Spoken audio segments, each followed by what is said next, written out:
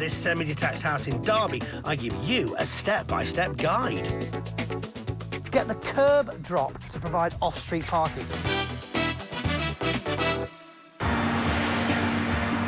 3 miles southeast of Derby city centre is the town of Ulverston, and along with all the shopping and local amenities you'd expect in a small town, there's also a rather picturesque park.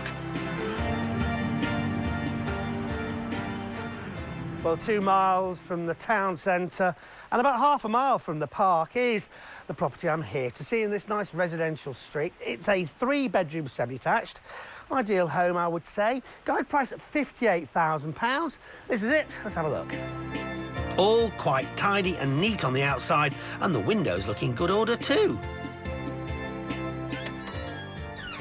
So what's on offer? Well, I'll tell you what, first thing, that's nice. A Minton floor. This flagstone floor, absolutely lovely. Interesting layout too. The stairs sort of off to the side of a fairly wide entrance hall, and we quite like that, actually. Strange glass thing there. I'd definitely wanted to replace whatever glass that is with safety glass. Understairs coming up, you must expect an old telephone box to be in there. Very strange indeed. But anyway, bay-fronted window there. All in all, looking a bit tired and dated. You've got the polystyrene ceiling tiles. You've got very out-of-date things like gas fires, which obviously all need to be definitely replaced. But walking this way, interesting layout, a bit like that thing under the stairs, which you don't see very often. I wouldn't have expected to see this, which is the bathroom and loo, the only one in the property, here in this little corridor. It's downstairs. And that can be convenient for certain people, I suppose. Most people like to have it upstairs near the bedrooms, though, so you probably want to move that. The pink and black tiles, well, wow. They are another thing. The kitchen itself, again, very tired, very dated, in need of total refurbishment. Before I started that, though, I'd think a bit more seriously about the whole layout downstairs, and that wall, as far as I'm concerned, has got to go. Extend into the bathroom there, make this a really nice kitchen sort of living area. Keep the front room there, move the bathroom upstairs, if there's space, and I don't know yet, but try and find space, and then I think you've got the makings of a really nice house. It does need some thought down here. The footprint isn't massive, but I still think creating a kitchen diner, along with upgrading and modernising the lounge, would improve things significantly.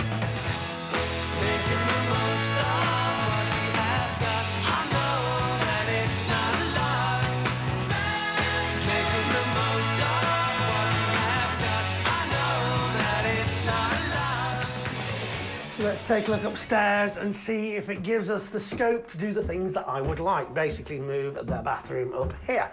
What have we got? Front bedroom, half decent size. Middle-sized bedroom, well, sort of bathroom size, so that's good, but you don't necessarily want to lose a bedroom if you can help it, because that definitely would potentially bring down the price of the property. Now, this is good. This is the rear bedroom, and it's actually a big size. So I wonder if by playing around with some of these walls, knocking a few down, playing around with the configuration, you could actually retain the 3 bedrooms and get a bathroom up here without planning it out on a bit of graph paper. Gut feeling is, yes, you could. Good news. But this is a street of 3-bedroom houses, and a 2-bed house would stand out, but not in a good way. So sharpen your pencil, take your tape measure out, and make this upstairs area work. Anything is possible. Yes, anything is possible. The other possible option would be an extension. Certainly there's enough room at the back, but I'm not sure this house really warrants that, and it would extend the renovation time. But I think I found a possible change outside, which could add some quick value to the house.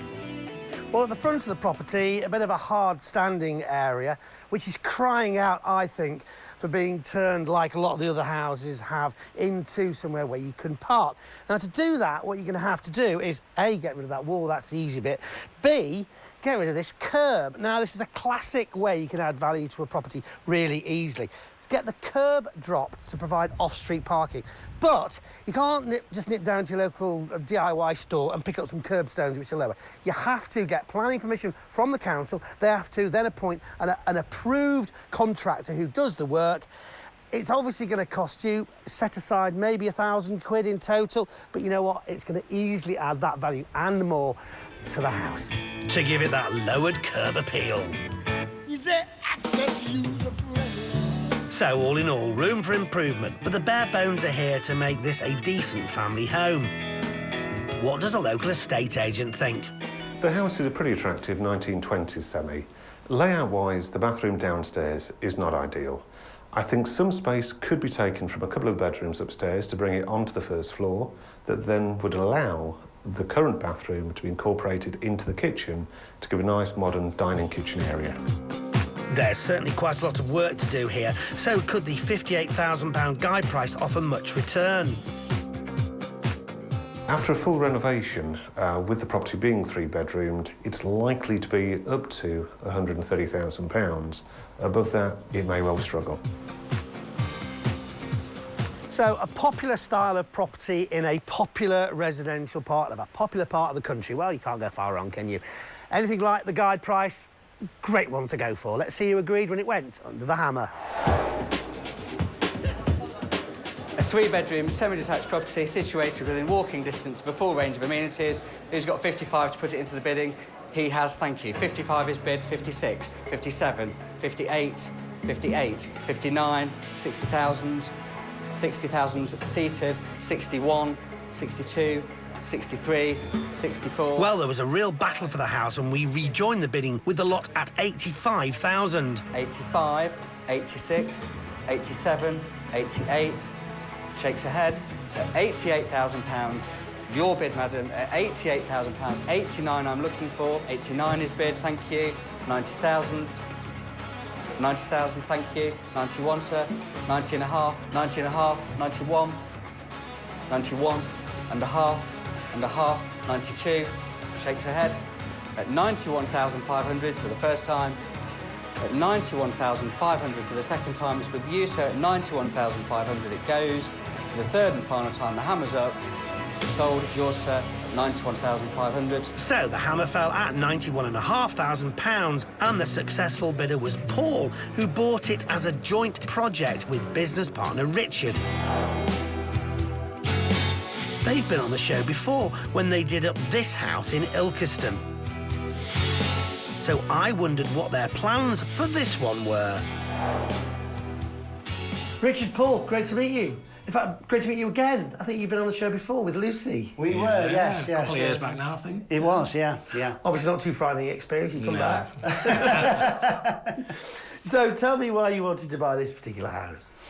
For us, it's estate.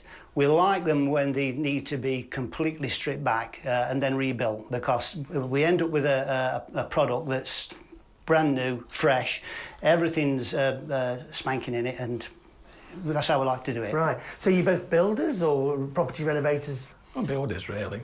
I mean, we do 90% of the work on the place. The electrics, we get an electrician, the plumbing. That's about it, but 90% of it we do. Plastering? Do you plastering? Yeah, with Yes, plastering yeah, as well, yeah. Now, I've been in the trade for 30 years, so I learnt off my father. You did? Yeah. Oh, fantastic.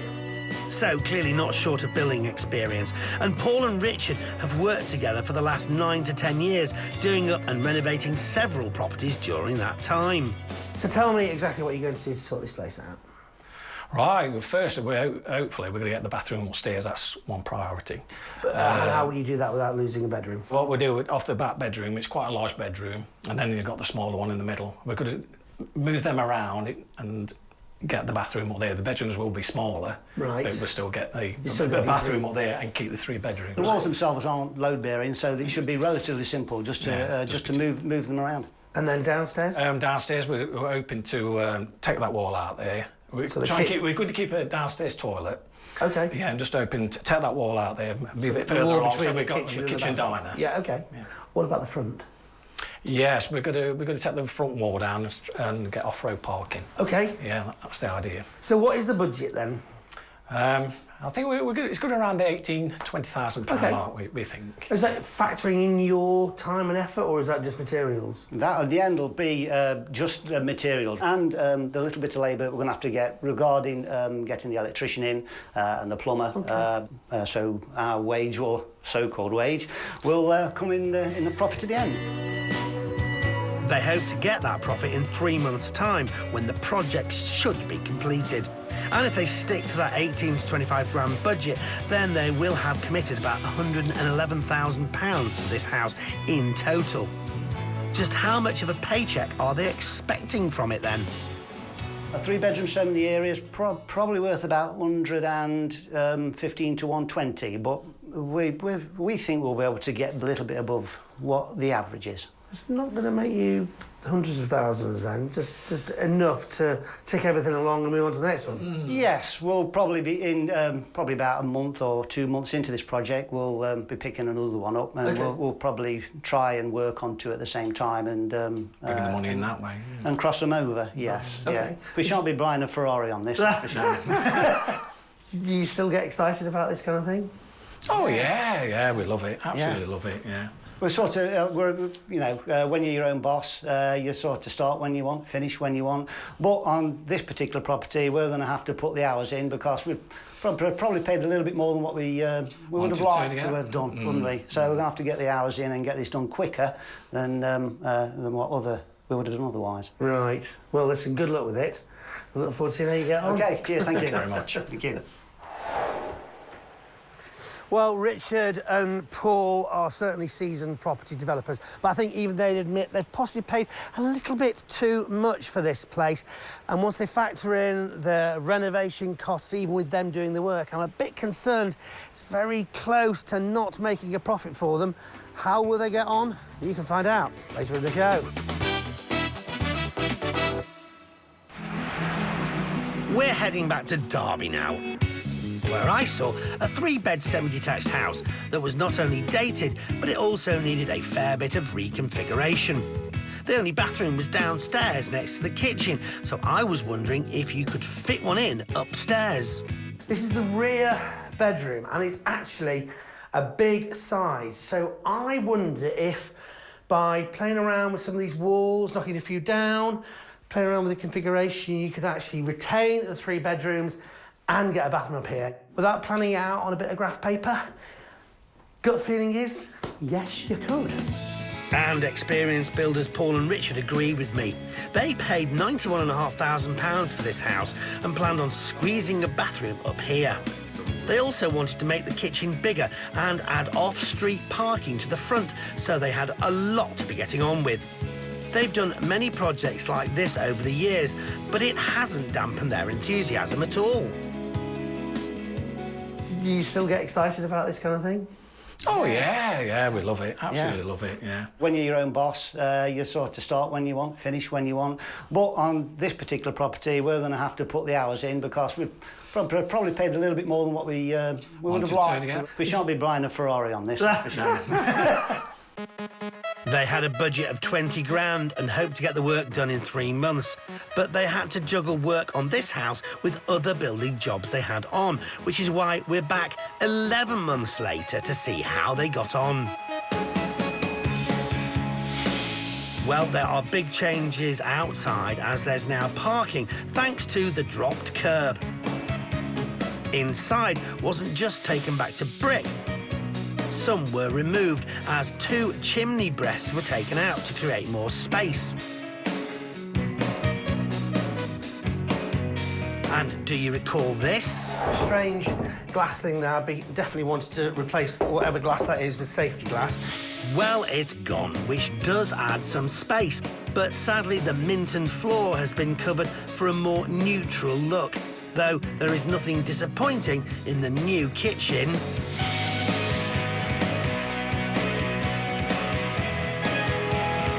Moving the wall back means this larger kitchen works so much better, and there is now added cupboard space and work surfaces.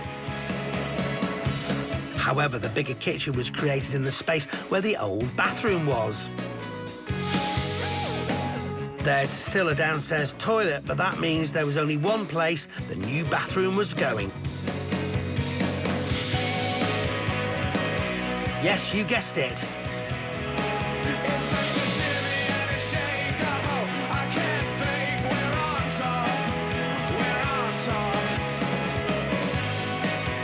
So, how did Richard manage to squeeze this in?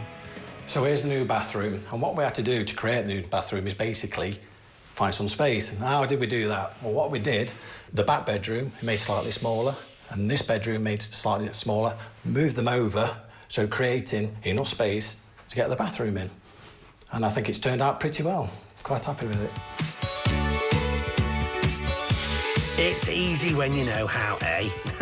Richard and Paul are both experienced builders, and although they did 90% of the work in the house themselves, they did, of course, get all the electrics and gas works done by professionals. And there was one job that I'm sure Richard wished someone else could have done. The actual bay window itself is cast in concrete, and so that created Richard a little bit of problems. Yes. He had to do all the once it was stripped down just to concrete, we had new windows put in, but then it was down to Richard to cut all the very small pieces of plasterboard, Curve them round the window. Yeah, and then of course we've got it's a curved room as well, so the skirting board had to be curved and the plasterboard had to be curved, so it was a bit of Yeah, it was pulling me in. Well, it was fun for Richard. It was 3 days on There was that. some swearing going on. Not in this show, Richard, it's family friendly. To make the house more suitable for a family and add off-street parking, they've had to go through the council to drop the curb, which cost £1,600, which was a bit more than they expected. Has it meant that they have gone over their £18,000 to £20,000 budget? I think we're just over the £19,000 mark. We weren't expecting the big bill for the drop curb. So, yeah, that pushed the price up a little bit. Yeah, slightly upgrading the kitchen as well. That's added the price. But, you know, in the end, it'll be what it'll be. It works out when it goes with the sale because we tend to sell them quicker because of the decent finish that we put forward. Well, let's see if going for that higher-end finish will impress two local estate agents. We've asked them along to give their thoughts on the house. First, let's hear from the agent who saw it last time. I'm pleased to see the property again after my initial visit. The owners have carried out a comprehensive scheme of works, and to be fair, they've taken it to a really good standard. This is the first time I've been inside this property and I'm impressed with the quality of the finish, particularly with the kitchen and the bathroom, as they're always key rooms. I think they've done a really good job with the layout. With these properties only having one real reception room, a decent-sized dining kitchen is very important. And to move the bathroom upstairs and still keep 3 bedrooms has been done really well. Estate agents always talk about curb appeal, but has the dropped curb, which cost £1,600, been worth the money? Dropping the curb and allowing some car parking there really opens up the market. It would have been a problem without, and a real limitation for sale. Bearing in mind they've invested £110,500 in this house, what kind of sales figure could they expect? In terms of sale, the question is how much can you reasonably ask and get people in through the front door? Because it just gets better and better as you look at it. I'd expect something in the region of 130 to 135,000. I would expect this property to achieve anywhere in the region of £140,000 on the open market. The higher, we were thinking around about the 140 mark, possibly a little bit more. So that's about spot on, that one. The 130 to 135, I think that's a little bit low, if I'm honest. Well, when we was at auction, we were expecting to make a sale of around 130, but the house prices have crept up in this area. So I think 140 is more realistic now. The top £140,000 figure means they would be £500 shy of a £30,000 profit before taxes and fees. Now the project is a success and finally complete a year after Richard and Paul purchased it, they must be pleased as punch. There's a lot of job satisfaction. It was a bit of a mess when we first bought it, and it's looking a lot better now. So, yeah, we've enjoyed it. Yeah, definitely.